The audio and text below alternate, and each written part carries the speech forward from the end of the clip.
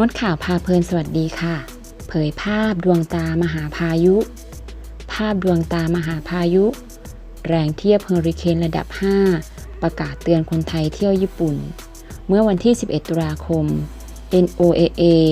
หน่วยงานวิทยาศาสตร์ของสหรัฐที่ทำหน้าที่ตรวจสอบมหาสมุทรและชั้นบรรยากาศได้เผยแพร่ภาพถ่ายดาวเทียมสำรวจ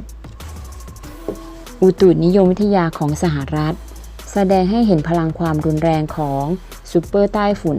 ระดับ 5 กิบิตที่กำลังมุ่งหน้าข้ามมหาสมุทรแปซิฟิกไปทางเหนือเข้าที่ญี่ปุ่นโดยคาดการณ์ว่าจะถึงฝั่งคันโตทางทิศตะวันออกของญี่ปุ่นช่วงวันเสาร์ที่ 12 ตุลาคม 2562 และส่งผลกระทบต่อพื้นที่คันโตและไตโกระหว่างวันที่ 12-13 ตุลาคม 2562 คาดว่ากระแสลมในวันที่พายุถึงฝั่งคันโตจะมีความเร็วสูงสุดถึง 216 กิโลเมตรต่อชั่วโมงและส่งผลให้เกิดฝนตกหนักและลมกระโชกแรงสถานเอกอัครราชทูตณกรุงโตเกียวประเทศที่ญี่ปุ่นได้ประกาศเตือนคนไทยโดยเฉพาะนักท่องเที่ยวในพื้นที่คันโตและไตโกและบริเวณใกล้เคียงให้ติดตามสถานการณ์ระวังภัยจากฝนตกหนักและลมกระโชกแรงหลีกเลี่ยงการออกจากเคหสถานในช่วงเวลาดังกล่าวตรวจสอบความเข้มแข็งของแรงประตูหน้าต่างเตรียมอาหารน้ำและของจำเป็นในสถานการณ์ฉุกเฉิน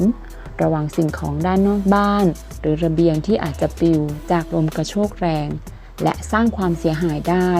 โปรดเตรียมความพร้อมหากมีการประกาศอพยพของทางญี่ปุ่นทั้งนี้ไต้ฝุ่นฮากิบิตถือเป็นพายุใต้ฝุ่นที่มีช่วงเวลานานที่สุดกว่าไต้ฝุ่นลูกอื่นๆที่เกิดในปีนี้เพราะมันทวีกำลังเป็นซูเปอร์ไต้ฝุ่นอยู่เป็นเวลามากกว่า60ชั่วโมงขนาดความรุนแรงเทียบเท่าพายุเฮอริเคนระดับ 5 คาดว่าพายุใต้ฝุ่นฮากิบิตจะส่งผลกระทบต่อญี่ปุ่นทั่วประเทศโดยพบว่าขณะนี้สายการบินเจแปนแอร์ไลน์ยกเลิก6เที่ยวบินในวันหยุดสุดสัปดาห์นี้โดยเฉพาะเครื่องบินโดยสารที่จะบินไปยังสนามบินฮาเนดะเมืองโอซาก้าสนามบินนานาชาติชูบุขณะที่สายการบินอื่นๆที่ประกอบธุรกิจในญี่ปุ่นระบุว่าพวกเขาจะยกเลิกบางเที่ยวบินช่วงวันเสาร์และวันอาทิตย์นี้ขอบคุณข้อมูลจากสำนักข่าวสยามนิวค่ะ